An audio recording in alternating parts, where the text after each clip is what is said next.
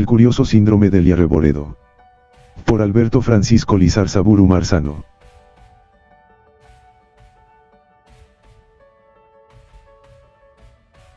Mediante subterfugios, vacíos legales y una profunda falta de escrúpulos, unidos a una corrupción galopante del sistema de justicia que impera en el Perú, la señora Delia Clotilde Genoveva Reboredo de Mur, optó por el lado oscuro del alma humana, no tuvo escrúpulos en apropiarse ilícitamente de bienes ajenos, bienes que no le pertenecían. Esta enorme organización criminal que comanda junto a su impresentable esposo Jaime Mur Campoverde, se hicieron de acciones y derechos, de inmuebles y propiedades y como les vino en gana, se otorgaron a sí mismos los derechos de sucesión que le correspondían a mi madre, María Matilde Teresa Marzano Miro Quesada, su prima hermana.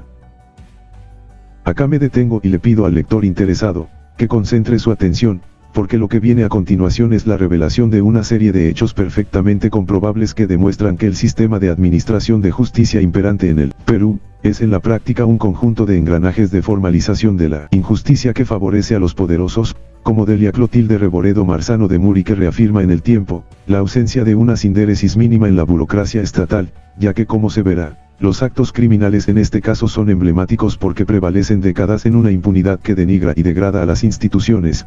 Claro, me dirán, son las personas, juzgue usted.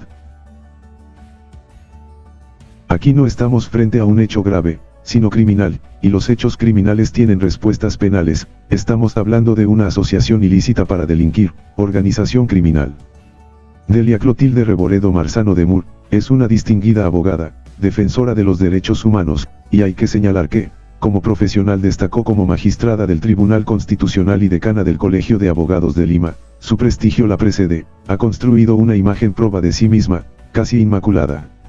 Delia Reboredo es admirada por muchos como referente moral en nuestro país. El mismísimo expresidente de la República, Martín Alberto Vizcarra Cornejo, las indicó como transparente y de ética incuestionable, un modelo de decencia y reconocida trayectoria profesional. Por eso conformó la comisión de notables presidida por el embajador Wagner, en una gran cruzada contra la corrupción, para contar con un sistema judicial eficaz, oportuno, eficiente e incorruptible. Recientemente por medio del Jurado Nacional de Elecciones para la contienda presidencial del 2021, ha sido nombrada presidenta del Tribunal de Honor del Pacto Ético. El problema de fondo en relación a esta señora y otros implicados es que su actuación no solo se reduce a una apropiación ilícita de patrimonio y bienes, acciones y derechos de una persona discapacitada y sus menores hijos, sino a la falsificación de documentos oficiales, perjurio, estafa judicial, delitos tributarios, hasta lavados de activos y reitero, una organización criminal. El pecado de mi madre fue su fortuna personal, que, siendo cuantiosa despertó apetitos voraces, estimuló instintos lamentables entre sus familiares más cercanos, y son muchos los personajes involucrados en estos penosos latrocinios, algunos muy connotados en la vida social, económica y política del país. El patrimonio fue sistemáticamente sustraído, con total impunidad y por todos los medios disponibles, pero, nos vamos a ocupar en esta oportunidad solamente de Delia Clotilde Genoveva Reboredo Marzano de Mur y de su indecente consorte. Es recién a partir del año 1981 que Delia Reboredo empieza a mostrarse como la figura criminal que es. Aquel mismo año fallece mi abuelito, José Alberto Miguel Marzano Campodónico, quien junto con sus otros hermanos eran dueños de casi medio Lima, mantenían sendas posesiones en los distritos de Surquillo, Miraflores, San Borja, en Surco, Chosica, y como si fuera poco, por el cono norte, sus predios llegaban hasta Caraballo y Puente Piedra. Solo en este último distrito conservaban más de 8 millones de metros cuadrados, también atesoraban decenas de concesiones y derechos mineros, bonos de reforma agraria emitidos por el Estado, acciones y derechos en la minera Morococha y Santa Inés, participaciones de Compañía Agrícola Lima Marzano, Hotel Residencial, Compañía Urbanizadora Surquillo, el Palacio Marzano, el Teatro Marzano, etc. No obstante, mi madre por la familia Miro Quesada también heredaba, poseía acciones y derechos del grupo El Comercio, es decir, su fortuna era cuantiosa, y es aquí cuando empieza la parte truculenta, siniestra, escalofriante y estremecedora de la historia. Mi madre pasó los primeros 15 años de su vida encerrada en el Palacio Marzano, allí estudió, creció y se hizo mujer en solitario, completamente protegida de las supuestas amenazas del exterior. El tema hay que mirarlo desde la perspectiva de la época y según las circunstancias que le tocó vivir, hay que comprender el contexto en el que se desarrolló, y el tejido emocional de sus padres. Primero, hay que advertir el escenario familiar en el que se produjo el encierro. mis abuelos, habían pasado el trauma de haber perdido a la primera de sus hijas. Esta vivencia generó una severa actitud de cuidados excesivos para mi madre, la segunda en nacer, quien fue víctima de los temores y ansiedades. Sin embargo, el verdadero motivo fue el asesinato de los abuelitos de mi madre, Antonio Miro Quesada de la Guerra y su esposa María Laos de Miro Quesada. En su tiempo tuvieron un poder ilimitado en el mundo político y social. Estamos hablando de la primera mitad del siglo XX. Se decía que por medio del diario El Comercio, ponían y sacaban presidentes, representaban a la rancia aristocracia de aquella época, y ambos fueron ultimados a balazos en la puerta del Club Nacional. Según los comentarios de la época, decían que mi bisabuela por defender a su marido se enfrentó al agresor con su cartera, frente a frente y cara a cara, pero, el criminal la asesinó con un certero balazo en el rostro, convirtiéndose en una heroína póstuma de su propia muerte. Este execrable delito aconteció en un tiempo turbulento y violento que vivió el Perú, en los años de una de las tantas dictaduras que sufrió el país, cuando era presidente el general Benavides. El asesino fue un militante apasionado de la PRA, que en ese momento era considerado de izquierda radical, un partido político conformado por fanáticos revolucionarios, y uno de sus jóvenes adictos perpetró el execrable delito, y aunque este hecho lejano es desconocido actualmente para casi todos los peruanos, ya se enterró en la memoria del colectivo social, fue muy comentado en las crónicas de esos años y estuvo presente en el subconsciente de una niñita asustadiza y temerosa. Sin duda, mi abuelito Alberto Marzano fue un hombre protector, acostumbrado a mandar, a consumar su carácter, y lo conseguía contra viento y marea. Nadie le hizo sombra ni cuestionaba sus decisiones y las cosas acontecían según su parecer. En el Perú que le tocó vivir todo sucedía según su voluntad y capricho, pero sospechamos que la sobreprotección fue el detonante de su debilidad emocional. El encierro en el Palacio Marzano hizo de mi madre una mujer vulnerable. Ella nace el 23 de julio de 1932, en el seno de dos familias de la oligarquía peruana, y de inicio tuvo una infancia rodeada de lujos y atenciones. Las circunstancias hicieron de esta chiquilla una persona impresionable que divagaba entre la realidad y los delirios de grandeza, presumía que todo se lo merecía. En esencia, poco a poco y sin darse cuenta se llenó de fobias, temores y fue perdiendo el concepto del valor de las cosas y lo difícil que es luchar para conseguirlo. Al principio de esta historia todo fue felicidad. Mi madre vivía como una princesa, rodeada de lujos, sirvientes y gente que la adulaba. Sin embargo, en enero del año 1974, tomó la decisión de desaparecer de todo lo conocido. La insatisfacción perpetua de su espíritu la hizo huir de sus padres, de su esposo, de su familia, amigos y de todo lo que conocía hasta entonces. Ella podía mover las piernas para bailar y sentir alegría. Sin embargo, a pesar que todo se inclinaba a su favor, prefirió autodestruirse. Mi madre por alguna razón abandonó su mundo conocido, pasó de mujer adinerada, a convertirse en un inmigrante en un país extraño, viajó sin dinero y con dos hijos pequeños. Hasta ese momento, ella, no sabía hacer nada de nada y carecía de habilidades para conseguir cualquier trabajo. En resumen, pasó de la riqueza más abundante a la pobreza más extrema, y un día desapareció, borrándose del mapa. Había algo allí, desconocido y sin resolver, o quizás solo fue su actitud autodestructiva. La pregunta es: ¿cómo llegó mi madre, conmigo y mi hermano Juan Carlos a los Estados Unidos, sin dejar rastro del viaje?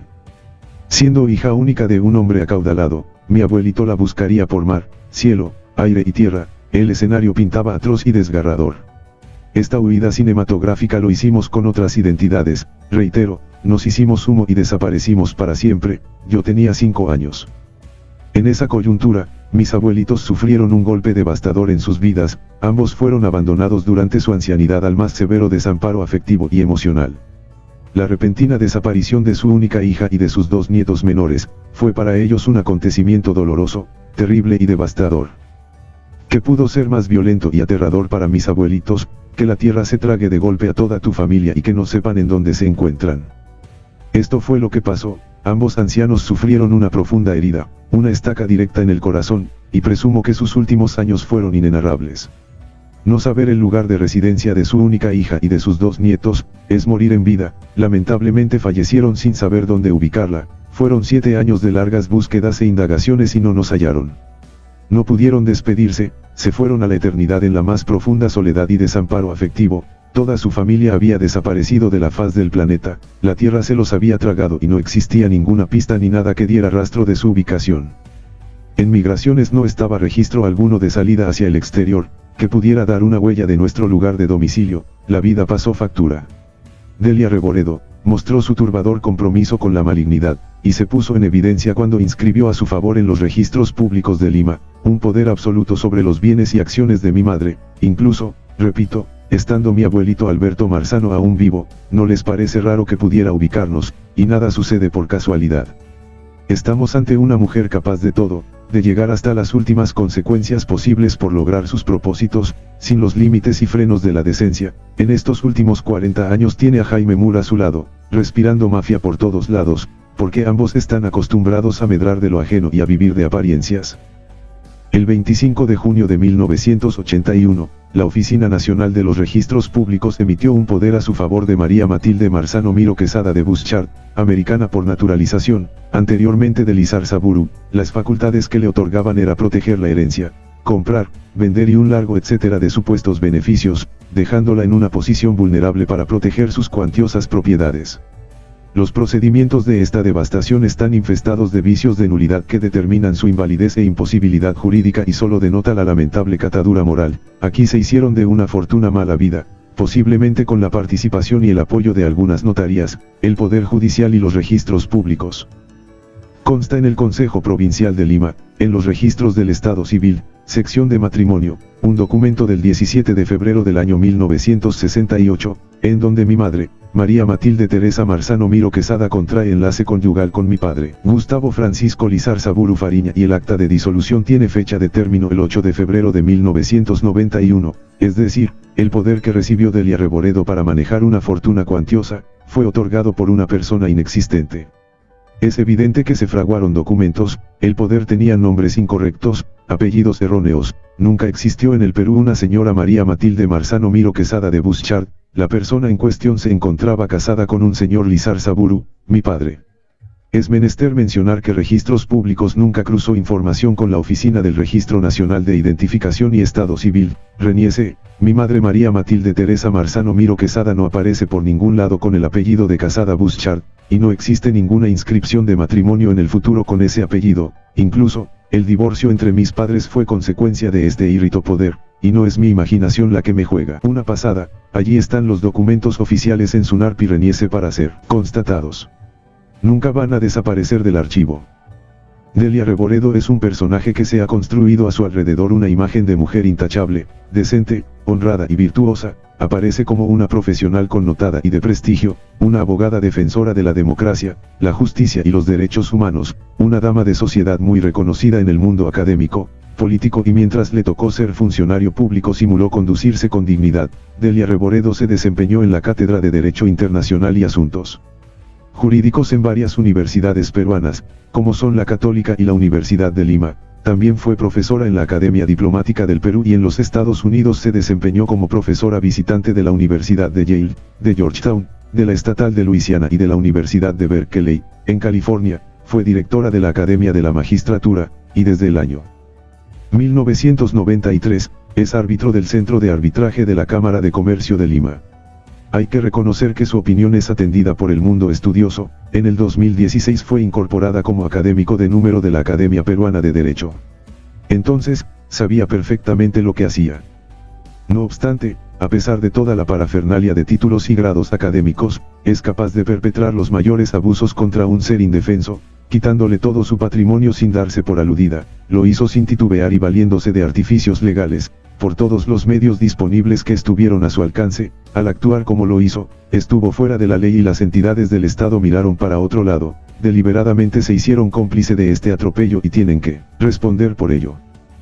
Con este poder se enajenaron decenas de propiedades. El retrato dibuja la podredumbre de gente hedionda y malintencionada. Se aprovecharon del conocimiento que tienen de las leyes peruanas y de sus contactos con las mafias públicas en el Poder Judicial, registros públicos y algunas notarías, y aunque sus procedimientos están infestados de vicios de nulidad que determinan su invalidez e imposibilidad jurídica, ha podido salirse con la suya. Para lograr sus fines buscó niveles de corrupción donde pudiera cobijarse, y consumar sus latrocinios que datan desde 1981 hasta la fecha. Inicialmente eligió un testaferro siniestro, de alma retorcida, un demonio encarnado en el cuerpo de una mujer, alguien quien asumiera la responsabilidad de las ventas, y optó por una abogada muy conocida en el AMPA judicial por su falta de escrúpulos, la abogada Dora Amelia Narrea Valdivia de Castillo, una señora sin alma, que en algún momento Tuvo aspiraciones políticas de llegar a la presidencia del Perú, candidateando por la Unión Nacional Odriista. En esta oportunidad, Delia Reboredo, para resguardarse en el anonimato y pasar desapercibida, en este poder del año 81 que recibió de una señora Buschard, le transfirió uno similar a nombre de Dora Narrea, cumpliendo con las apariencias de una salida legal a las transacciones de los derechos sucesorios de la propietaria real, una señora María Matilde Teresa Marzano Miro Quesada de Lizarzaburu.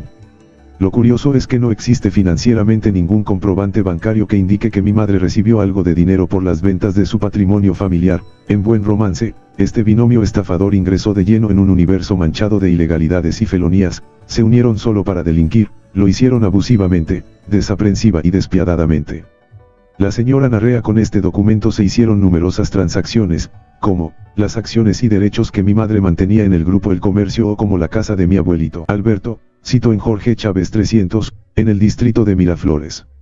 Dora Narrea ha enajenado esta propiedad hace menos de 2 años, en el 2019, a la módica suma de $3.800.000, un regalo de su jefa Delia Reboredo, por su abnegada fidelidad a la causa de la organización criminal, y por el profesionalismo en esquilmar y desaparecer todos los bienes de mi madre.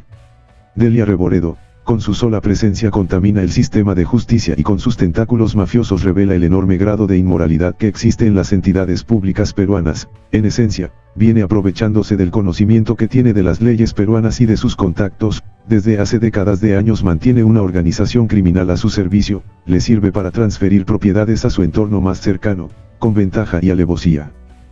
Como abogada sabe perfectamente lo que viene haciendo, es ex decana del Colegio de Abogados de Lima, ex magistrada del Tribunal Constitucional, catedrática de Derecho, etcétera, etcétera.